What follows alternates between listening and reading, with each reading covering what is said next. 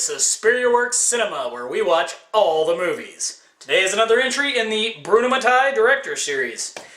Here we have Women's Prison Massacre. Now, I think I actually am doing these slightly out of order because violence in a women's prison technically takes place before this, because this is a sequel. Now, if you've seen those movies, you know it doesn't really matter.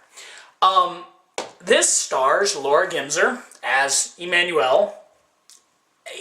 I know alternate titles are like Emmanuelle in prison, so is it the same character as Black Emmanuelle? Who knows? But Laura Gemser's always nice. This isn't going to disappoint you. Lots of tits, bush, lesbian scenes, some beatings.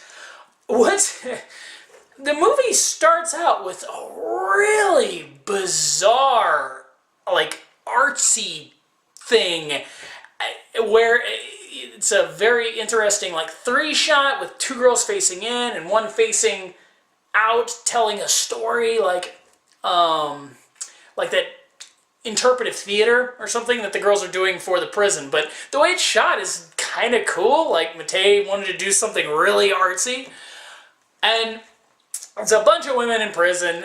If you've seen any of these movies, you get the premise there. Where this differs is there's another subplot of these men that are being transported to prison that try to break out that eventually end up in this women's prison. So you've got Emmanuelle is kind of like the nice prisoner. She takes care of other people. And then you have Albina, who's supposed to be an albino, and she's the bully of the prison. So Emmanuelle and Albina are constantly clashing and getting into fights. Well, the prison guards don't like Emmanuelle either. So they arrange scenarios in which Emmanuelle's at a disadvantage. But of course she overcomes, you know, and takes out the Albina chick, either with slapping her, beating her, stabbing her, whatever she needs to do. You know, so the first half of the movie is pretty much a typical women in prison flick. There's some really cool, like, eccentric characters. The one that has her little plastic doll that she talks to and is her lover, apparently. You know, so it makes it a little more interesting than your average women in prison type of movie. And then the other guys come in from the male prison, and they're trying to prison break, and stuff ensues, and they end up being transported to the female prison where they take control. So you got these abusive men that do different kinds of torture, and, you know, of course there's some rape in there and whatever. One of the guys gets it, it's great. One of the girls, he keeps a razor blade in his mouth, which he kills people with. Well, he drops it when he's raping one of the girls, and she finds it. And later, the girl puts it up in her pussy, and then seduces the guy, and of course, you know, his dick gets whacked off from the razor blade in there. I'm not sure how that would work actually in real life, but it's a cool scene. And then a really kind of intense scene is when the guys make Emmanuelle and Albina play Russian roulette together.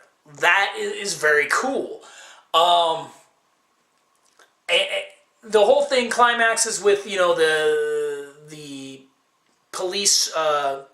district attorney coming in the inn and calling in the SWAT team to come in and break him out. You get lots of action in that scene. The reason Emmanuelle is in prison is because she found out some dirt on the district attorney and he framed her. So there's kind of a nice little backstory to that as well. And everybody kind of gets their just desserts in the end. There's a little surprise, you know, a couple surprises here and there. And the only thing funny is at the very end, Emmanuelle ends up back in jail anyway. You know, this is a cool movie. It's a great Mattei flick. It's very coherent. Lots of action, lots of violence, lots of gore, plenty of nudity. This is the epitome of what you want out of an exploitation flick. As far as women in prison movies go, it doesn't have as much sex as a lot of the other ones, but it's better. It's more entertaining. I mean, softcore lesbian scenes can only go so far and kind of get boring if you see 50 of them. And this isn't that. I mean, this is a great flick. So, Women's Prison Massacre, I recommend it. I'm going to give this one man, 8.5 out of 10. I really enjoyed this movie. A lot of fun. Check it out. The release, this is the Shockorama. It is in widescreen. It hasn't been touched up or anything. Lots of film scratches. And there's not really much in the way of extras. Actually, there's no extras at all. So it's hard to grade these. I'm going to change the way I do my media releases as far as my ratings go, and assume there should be a certain level of quality and add on for extras, because, you know, that's really what's going to separate most of these. I mean, you're getting the movie. It hasn't been touched up in any way. At least it's widescreen. Got some nice cover art. So I'm going to give this release a 6 out of 10. And the only reason I give it that high is because I know there's not going to be a lot of great prints of this movie out there, so I can excuse them not going through and digitally restoring the film. So you'll see my media reviews will be slightly lower from here on out. So I hope you enjoyed this, and next up we'll be doing Violence in a Women's Prison, which is the prequel to this movie. So we'll see you here next time at Movie Mayhem.